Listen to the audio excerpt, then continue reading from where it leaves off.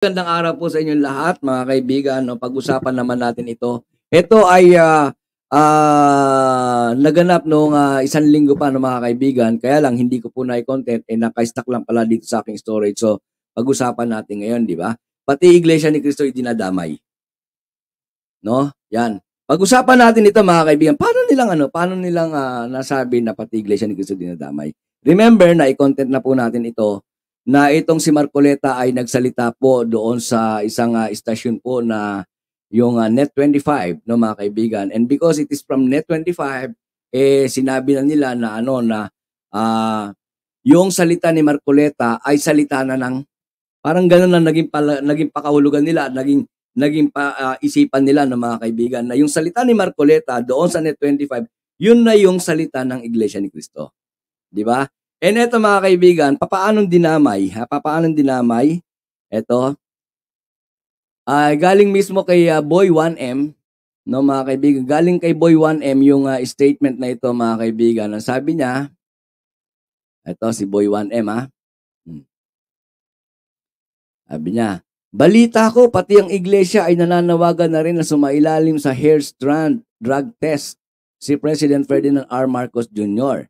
Nadinig ko rin na maging ang Net25 ay humihiling na rin kay PBBM na sumailalim sa hair follicle drug testing para magkaroon ng linaw ang nasabing usapin, di ba? Ito lang mga kaibigan. Unang tanong, dapat pala sinama natin ito sa Tanga at Bobo, no? Unang tanong, mga kaibigan, kanino galing yung impormasyon na ito na binanggit ni Jason Sa, no, mga kaibigan? Ito. Dito lang naman. Di ba? Dito lang naman galing yan, mga kaibigan, okay? Dito galing yan sa isang, no? Si Bisdak pa rin. O, di ba? Sabi ni Bisdak, magandang laban nito. May panawagan na rin ang INC Net25 na magpulburon test si Ngagba. Di ba? So, dito, mga kaibigan, etong si Joy Sonsa, no, na isang sa Boy 1M, di ba? Ay tumatanggap ng 1 milyon as per sa kanya, ha? Mula sa SMNI, mga kaibigan, sumusweldo na 1 milyon pero bobo pa rin, ano, mga kaibigan? Bobo. Dapat pala kung gusto ninyong sumweldo kayo ng 1 milyon, mga kaibigan, ha? Payo ko lang sa inyo, no? Magpakabobo kayo. Kasi yung mga matatalino na nagiging engineer, nagiging doktor, hindi naman sumusweldo ng 1 milyon. Pero si Joy Sonsa, mga kaibigan, dahil sa bobo, pinapasweldohan ng 1 milyon. Diba? Iba na talaga panahon ngayon, no, mga kaibigan. Ngayon, ito, maliban dyan sa dalawang tanga at bobo, no, itong si Jason Sa at saka itong si Bisdak, mga kaibigan, merong karagdagan dyan na, ito, no, mamaya na natin lalagumin, ano, mga kaibigan, okay. Ito, mga kaibigan, si isa pang tanga at bobo, no, mga kaibigan, na nagyayabang-yabangan na rin ngayon, di ba? Na nagyayabang-yabangan na rin ngayon pagkatapos na magpaka bida-bida sa Senado. Where are you?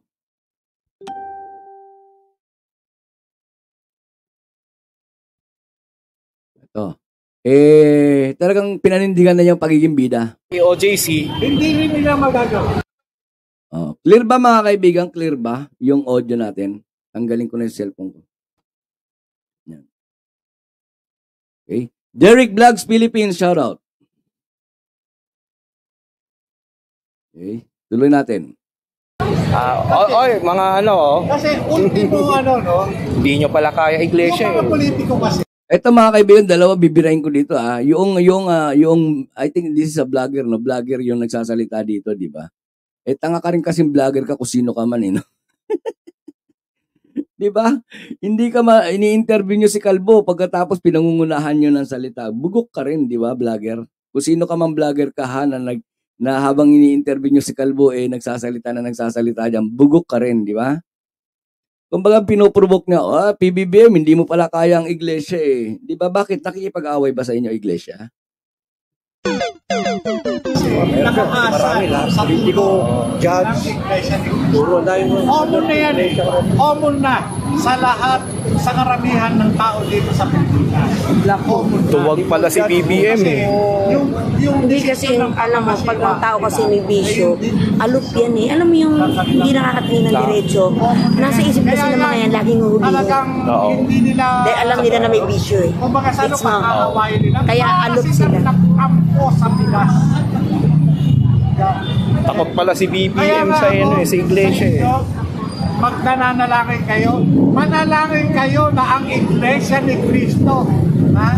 Yun ang manawagan. Kasi napakanan din ng kanilang miyembro bilang mga Pilipino. Ito lang masasabi natin ng mga kaibigan, di ba? Itong mga nandadamay sa pangalan ng Iglesia ni Cristo, di ba? Ito si Kalbo, tapos yung isa pang Kalbo, di ba? Bakit puro Kalbo?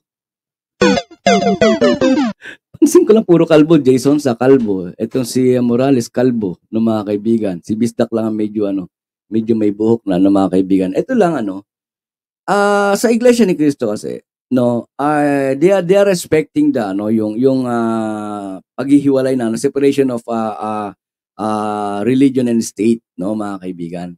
They are respecting that, So wag ninyong idadamay yung pangalan ng Iglesia ni Cristo dahil lamang sa wala na kayong maisip na paraan, 'di ba?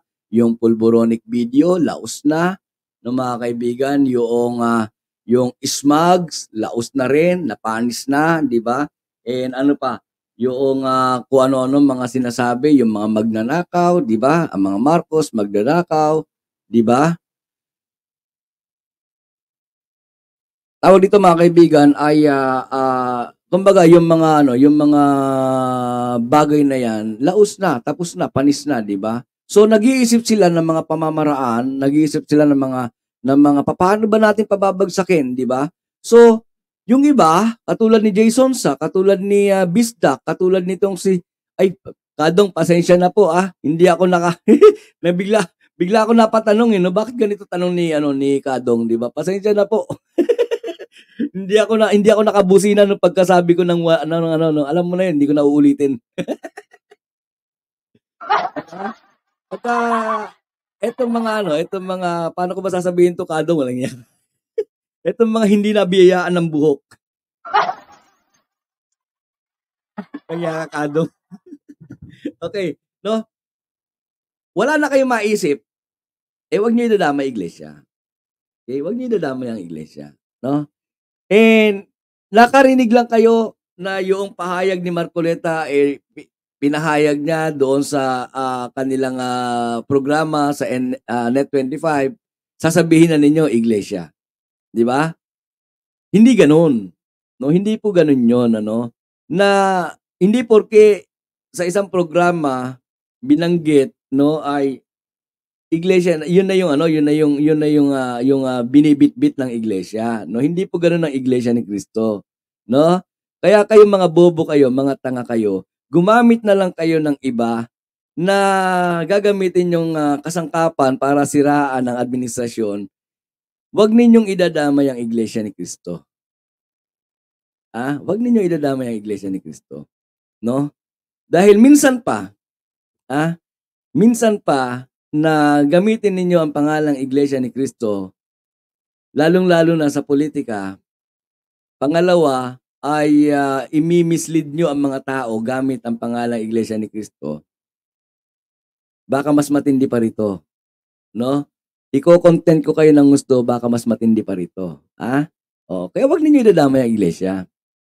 Mag-isip na kayo. Kung wala na kayong maisip, yung pulburon ninyo, laos na. Yung smugs ninyo, laos na. Yung magnanakaw issue, laos na rin. Kung wala na kayong maisip, isa lang sasabihin ko sa inyo. 'Di ba? Manahimik na kayo, sumuporta na lang kayo, tulungan na lang ninyo ang administrasyon. 'Di ba? Dahil sa loob ng 2 taon, napakaganda ng mga nagawa ng administrasyon. Ngayon, kung susuporta kayo, kung tutulong kayo, kung mananahimik kayo, baka yung remaining 4 years, sana nga ma-extend pa di ba? Di ba? Yung remaining 4 years ng administrasyon, mga kaibigan, baka mas matindi pa doon sa nagawa niya sa loob ng 2 taon pa lang. Di ba? So kung wala na kayong maisip na mga pamamaraan to destabilize the government para ipabagsakin si PBBM, manahimik na lang kayo. Di ba? Lumabang kayo ng patas, huwag kayong gumagamit ng kung sino-sino at kung ano-ano. Ha? Yun lang yung ating ron, no? Yun. So kung meron kayong dagdag na impormasyon, again, kung meron kayong dagdag na impormasyon o mga opinion ninyo, reaction ninyo dito sa napag-usapan natin, mga kaibigan, please do comment on our comment section. Binabasa ko po yan. Hindi po sayang. Hindi po sayang yung inyong effort na binabasa ko po yan at minamarkahan ko rin, no, mga kaibigan. And para doon sa mga team replay natin, team replay na ngayon pa lang nakapasok dito sa channel ko. And if you find out na patok sa panlasa ninyo yung mga content na pinag-uusapan natin dito sa channel ko bago kayo umalis, mga kaibigan, baka naman pwede pakipindot na rin po yung subscribe. At pag napindot nyo yung subscribe, mga kaibigan, no, pindutin nyo na rin yung kampanilya. Di ba? Para ma-update kayo anytime na meron tayong live stream or meron tayong mga bagong mga uploaded video, mapanood ninyo.